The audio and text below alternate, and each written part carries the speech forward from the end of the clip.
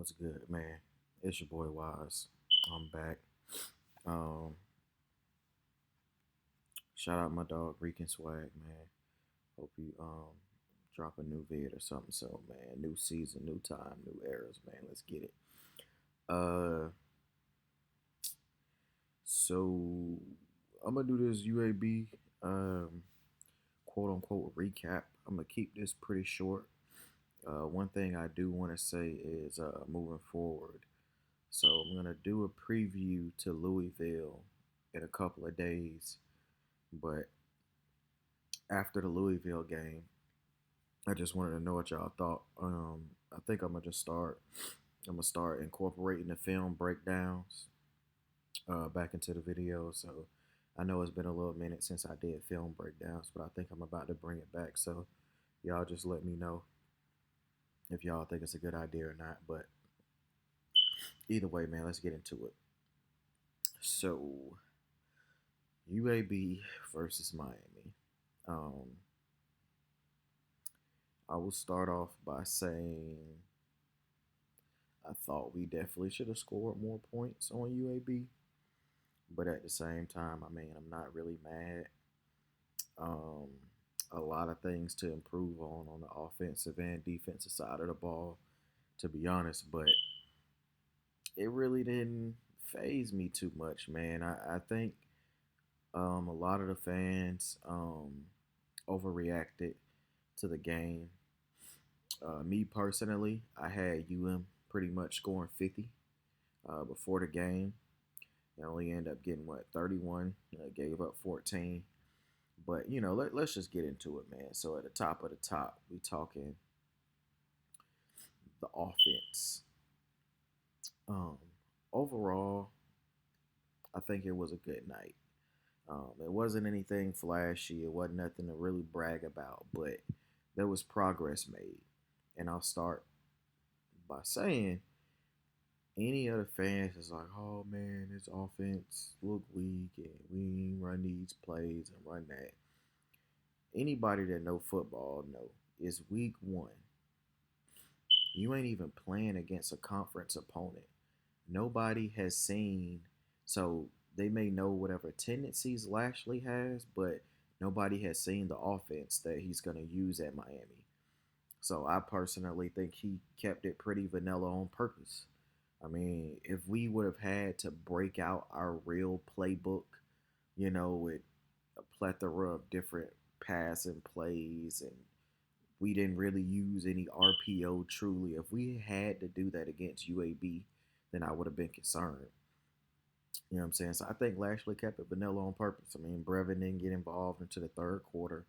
Um, the one thing I will say, I think it's pretty apparent that we do not have a go-to receiver in this offense. It's going to really be receiver by committee. But moving forward, I do think that they can afford to not get Brevin involved early. I mean, Brevin, needs to be the key to this whole shit. Him and Mallory should eat pretty well. They gonna have mismatches, every fucking week. To be honest. But I personally like what Lashley did. Manny said before the game that their plan was to just run the ball.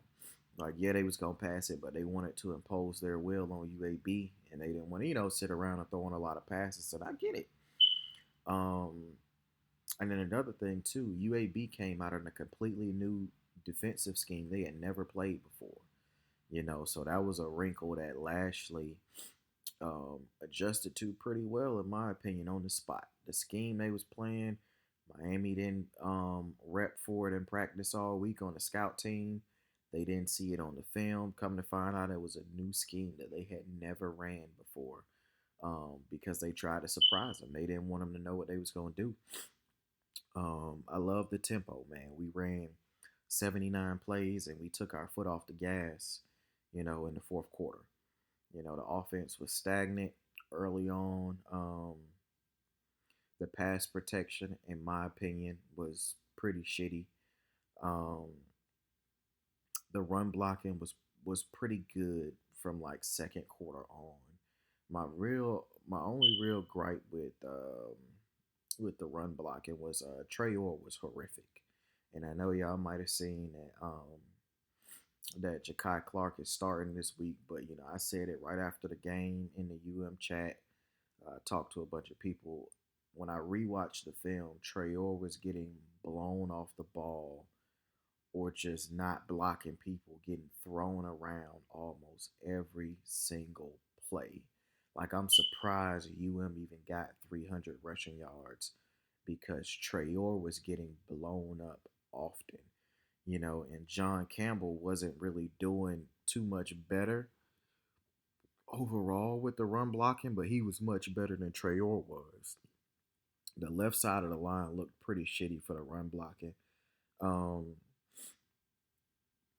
but yeah, man, just different stuff. And this video ain't got no real structure, you know what I'm saying? I'm just going, but I think De'Aaron King had an okay night. I know a lot of people was on him like, oh, he missed this, he missed that. I mean, the dude missed pretty much every deep shot he threw, timing and communication issues.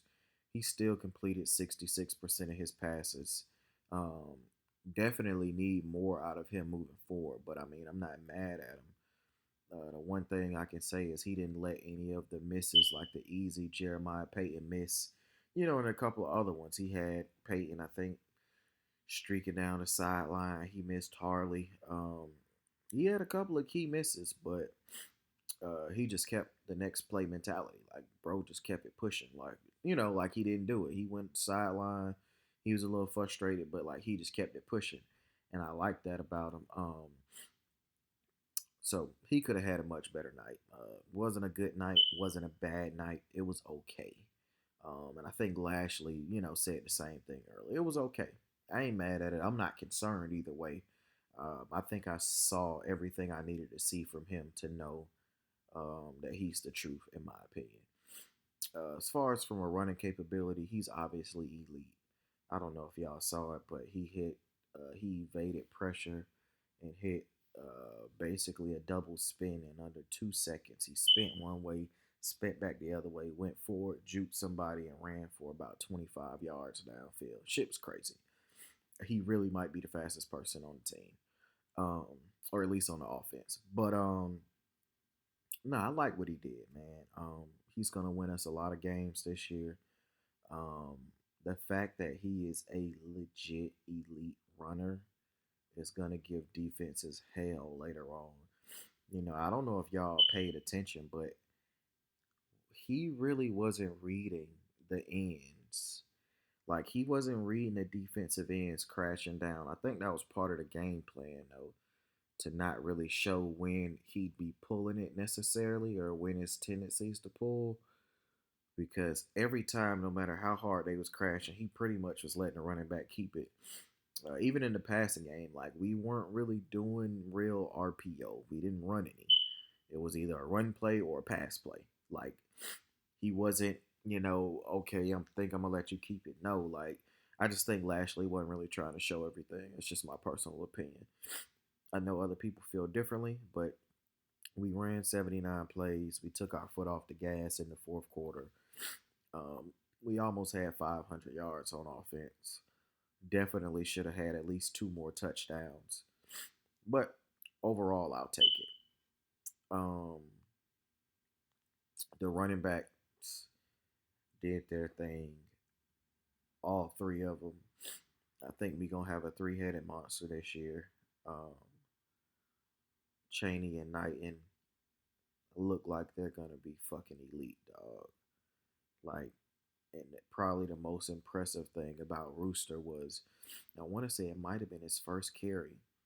Bruh got that bitch and ran smack dab into somebody. I'm pretty sure it was a D lineman. Bro was like, pretty sure bro was at least 260, 270.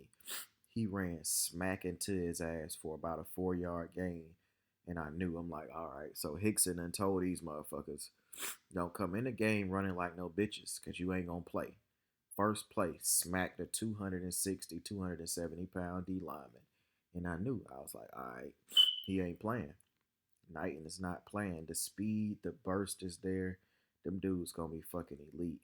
Cam had a great game. The key run on 4th and 1 What he took it to the house for like 66 yards. He had some other tough runs. Early on, he really couldn't go nowhere because we was getting our ass whipped up front in the run game at first or whatever for sure. As far as the wide receivers, nobody truly. No, I'm not gonna say that. D Wiggins impressed me. I know he only had 3 catches for like 27 yards, but two of those three were some pretty good fucking grabs. And not just for D Wiggins, but just good grabs in general. You know, you got the toe touch sideline motherfucker. Then you had another key one that De'Aaron threw to him.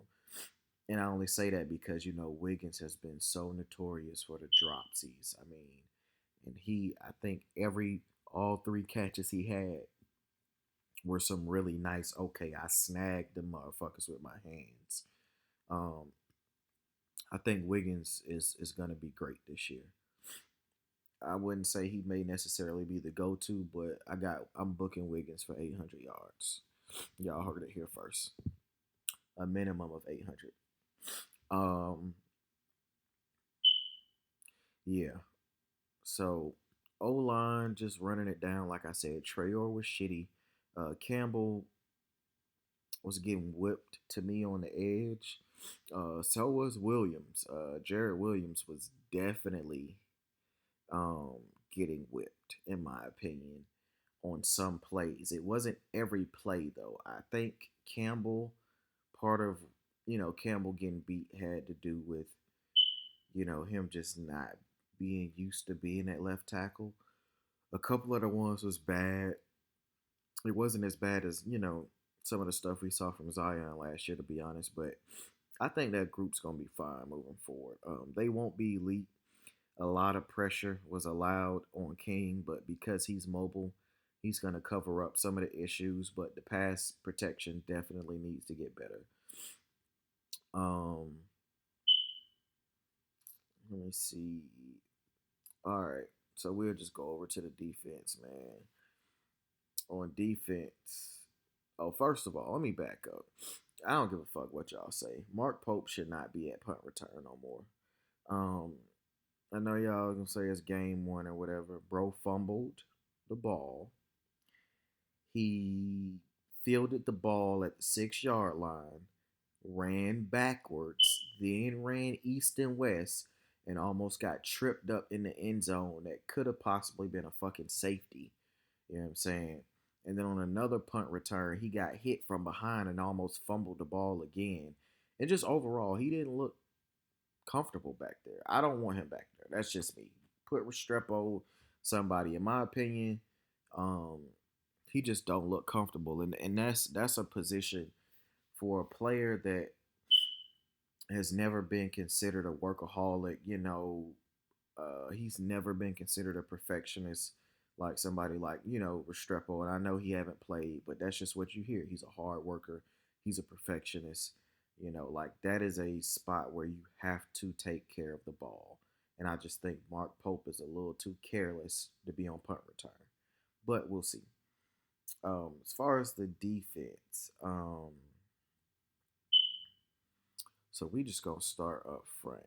John Ford was getting his ass kicked all night long. It was actually pretty fucking ridiculous how often Ford was getting moved. And I'm not talking like, oh, a stalemate. They was moving his big ass out the way. I don't know what the fuck he was on. Maybe he was underestimating UAB. I don't know. They kicked John Ford ass all night. Um, Nesta flashed a lot during the game. My only problem with Nesta, for every one play he makes, he's going to take about 2 plays off. Um, he was getting moved somewhat frequently too, but he was flashing and making plays and getting penetration or whatever. He had a lot of bad plays. It's just my opinion. Y'all can get mad, whatever. He had a lot of bad plays, but he had a lot of good plays too. I'm excited to see what he's gonna do moving forward, but I just need him to not flash, like be consistent and with what you're doing. I thought Jordan Miller played a great game. Jordan Miller and Harrison Hunt played the best game in my opinion at DT. Harrison Hunt, y'all can say whatever y'all want. The motherfucker looked like he gonna be RJ 2.0 in my opinion. He was crazy effective all game. Him and Miller were the two most effective DTs we had. A couple of the reps they had together, they was fucking unblockable in that bitch. But Holly Ball, to me, he had the best night. Um, I didn't know he was gonna play that much, but they literally couldn't block the dude. And then I don't know if y'all seen how fucking big he is, but like he don't even really have visible fat like that. That motherfucker's huge. Um, at the end, I thought Phillips and Roche, Quentin Roche, or Roche, however you say it. I thought Quincy did a, thought he did a good job. Him and Roche and Phillips, they applied pressure all night. They applied pressure all night, bro. I know they didn't get, I think Roche had one sack. I don't think Phillips had any. They were applying pressure all night. I love what I saw. I don't have any concerns at the end. Cam Williams played a great game in my opinion. He made the most of his snaps. I'm not concerned there at all. Them boys gonna be dominant this year. Um, at linebacker, all right, Zach McLeod, dog. Zach was so fucking terrible this past week, dog. He was horrific, and all of this talk, and he sat out last year, and I thought he was gonna come back better than ever. He looks like the Zach, from 2017. They used to just fuck up every other play. He was pretty bad. He missed at least three tackles, three one-on-one tackles that I can remember. I want to say it was four, but I know he missed three for sure. Shit was just bad, bro. Like he was over pursuing. He wasn't wrapping up right. He wasn't in position. He's still taking bad angles. Like, dog, you a fifth year senior, bro. Like, you can't afford to be doing shit like that. So I wasn't impressed with Zach. Um, because of seniority, I know he's gonna start the whole season. But truth be told, at this point, bro, unless he makes a drastic turnaround week two, I feel like somebody else should be starting. To make that many mistakes and be a fifth year senior that has played, you know, hundreds and hundreds. Zach probably done played 1,000 live snaps. I just don't get it. That shit don't make sense to me. But um, so yeah, I was impressed with Jennings. I thought Jennings had a damn good game, and I'm not saying that because he came off an injury. Like just in general, I thought he did pretty fucking good. He only missed one tackle from what I saw, which was one of the ones that led to the touchdown. The other tackle he missed was like that super holding call that they didn't call that sprung like a 20-yard run or some shit where they basically tackled bruh. But I thought Jennings played good. He moved well. I was impressed with how well he moved. He was moving pretty swift out there. I like what I saw from him. I think Keontra had a pretty good game. Um, some bust in communication.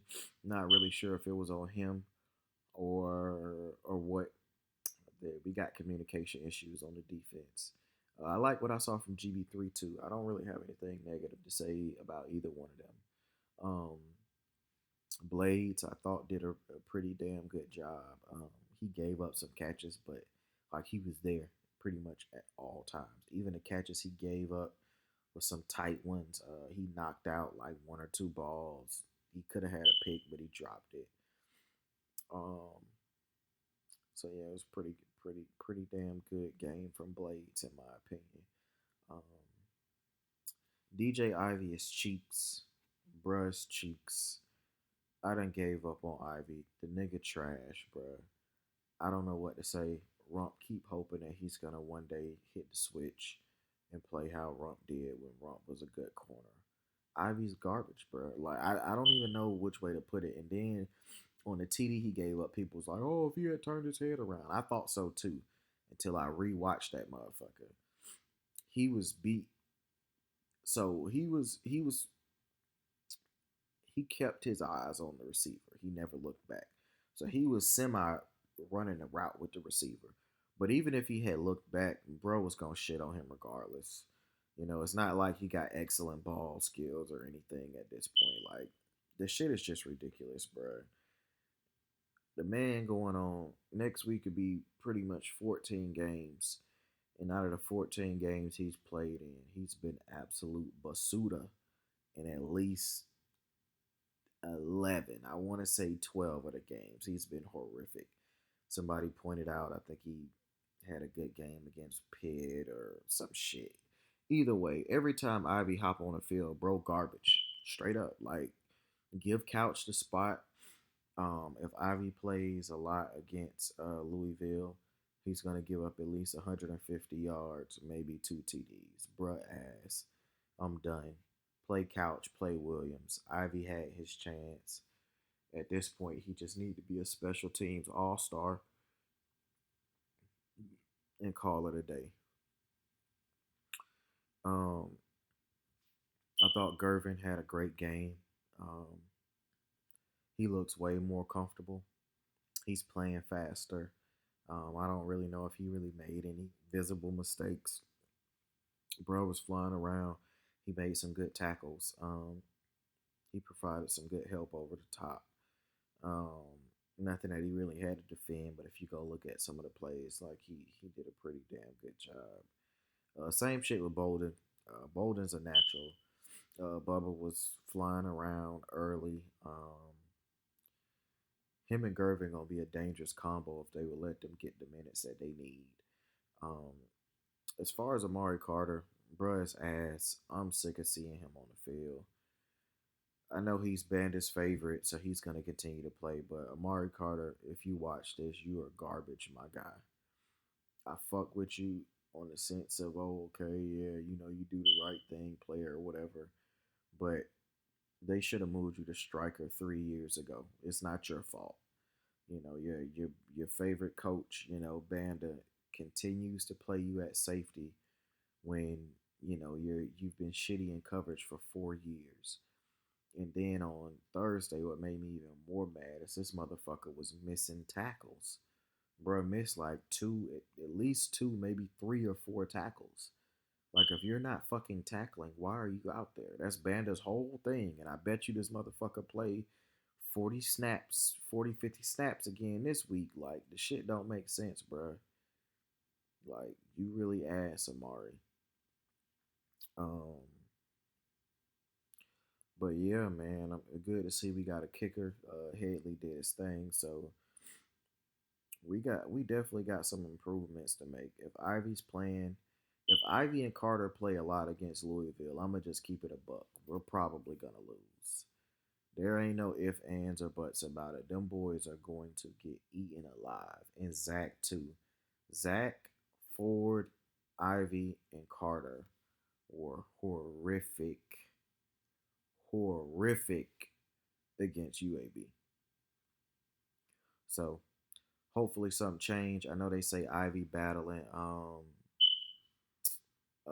Couch is battling Ivy for the starting spot this week or whatever, even though they didn't release the depth chart. So waiting to see from that shit. But y'all let me know if y'all want me to start back doing the actual film breakdown, you know, and incorporate everything in the videos again, man. Um, Let me know what y'all think. Overall, I'm not worried about the Canes right now. I do think that they showed us that, you know, their chance to be really, really good or elite or dominant or whatever, like they're not that, you know. So we just gotta accept, you know, these Canes for who they are. But you know, if De'Aaron King, you know, catch on fire and shit, then and just start lighting shit up like crazy, you know, we gonna be pretty hard to beat. If he don't, you probably gonna see, you know, middle of the road mediocre Miami again this year, man. That's all I got for y'all, man. Y'all let me know about the whole vid setup. It's your boy Wise, man. I'm out.